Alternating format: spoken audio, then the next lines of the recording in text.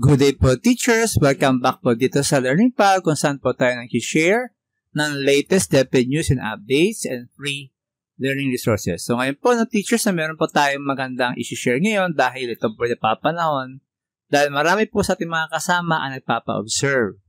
And ang madalas po ang problema ay nahirapan po tayo kung paano po natin ma-integrate yung mga classroom observable indicators na ibinigay po sa atin. So, ito pong classroom observable indicator ay kailangan po ay makita po ng ating observer sa ating lesson at naka-integrate po dun sa ating flow ng ating lesson. So, ngayon po ay i-share ko po sa inyo kung paano po tayo makakapag-create ng perfect COT lesson plan kung saan po naka-integrate na po yung ating classroom observable indicator. So, let me go po sa aking screen. So, ang gagamitin ko po ay ChatGPT kung saan gagamit po tayo ng DepEd competencies at yung DepEd memo kung saan nakalagay po yung mga classroom observable indicator. So, balik po tayo sa ChatGPT.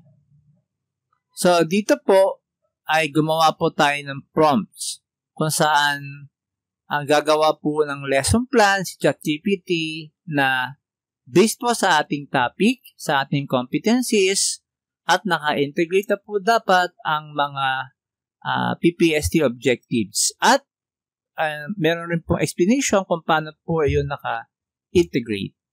So, una po is dahil ang tinuturo ko po ay physics, ang topic ko po ay about kay Faraday's Law. At ang aking learning competencies ay ito pong identify the factors affecting. At ito po yung magbibigay po sa atin, mag-state po yung mga bata kung paano po yung Faraday's Law.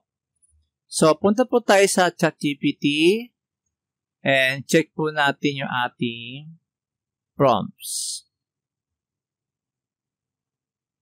Lalakyan ko lang po. So, ito po yun. Create a daily lesson plan for my topic. Lagay po yung topic, Faraday's Law, para po sa akin. For grade 12 General Physics 2, based from the DepEd K-12 competencies, given, ano po yung competencies ko? Identify the factors that affect the magnitude of the induced EMF and the magnitude and direction of the induced current. Yun po yung Faraday's Law. And then, binigay ko po yung parts ng lesson plan ko. Number 1, review of the previous lesson. Number 2, establishing the purpose of the lesson. So, ito po mga to ay base po sa ating daily lesson log. At kinumplas ko lang po dahil may mga parts po na magkakasama or magkaka-connected po. And then, doon po sa last part, sinabi ko po na give your response using a table. So, para po talaga siyang DLL. And then, give simple and practical ways how to integrate each of the following PPST objectives in the lesson. Here are the PPST objectives. Okay, so, kinuha ko po yan sa DepEd memo ng mga classroom observable indicators. So, 1, 2, 3, 4, 5, 6, 7, 8. So, 8 po yung nilagay ko po dyan. And then, sa dulo po, pag nalagay na po lahat, ay ilalagay po natin highlights in the lesson plan and identify the PPST objectives integrated in the lesson plan. Then, meron po akong ginawang tweak or modification sa aking lesson para maging mas interesting at mas engaging sa aking mga students. Can you add in the part of the discussion of important concepts, the use of PET simulation to help the students visualize the factors affecting Faraday's Law? And sabi ko rin po, can you add a fourth column in the table which explain in details how the PPST objectives were integrated on the lesson? So, ang lumabas po ay ito po.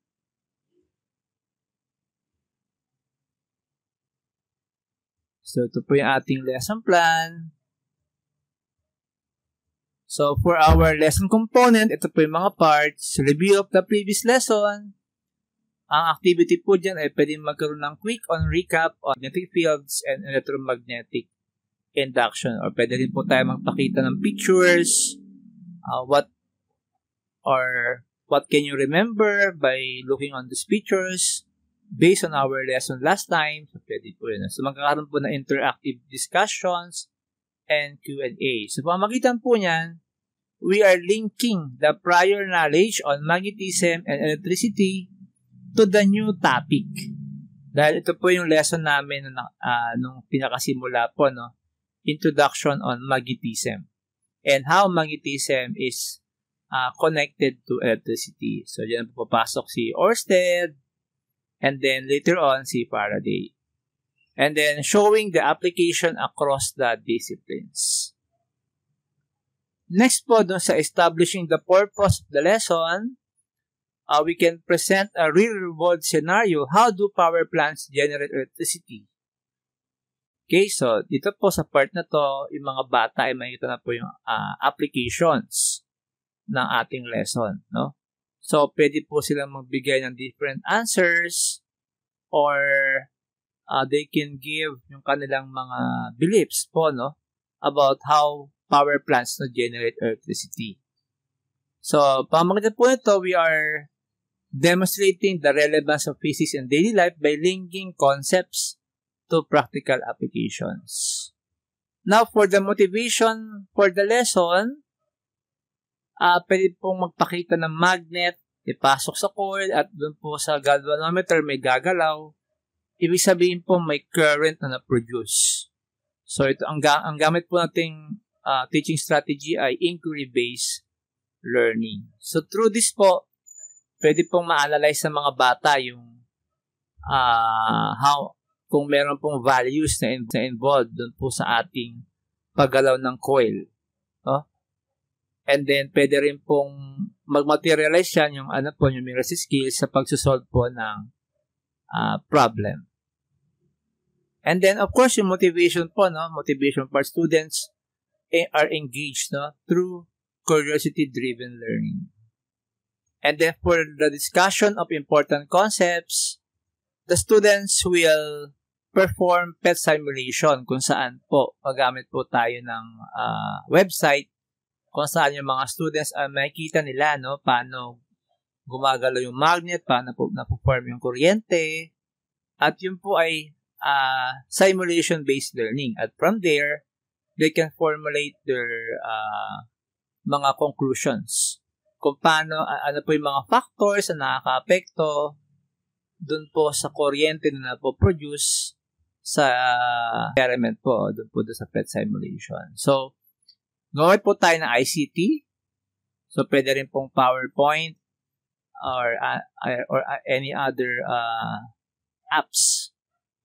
And encourages interactive learning through visual representation. So, meron din po yung groupings habang sila ay nag-observe ng kanilang PET simulations. So, it promotes teamwork and knowledge po, no? And collaboration. And then, show applications, Faraday's law and transformer, induction stoves, no?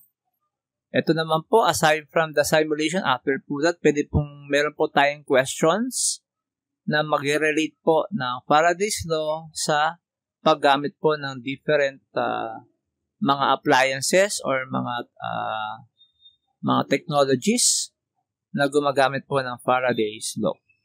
And then, after that, they can report in front. They can share the answer.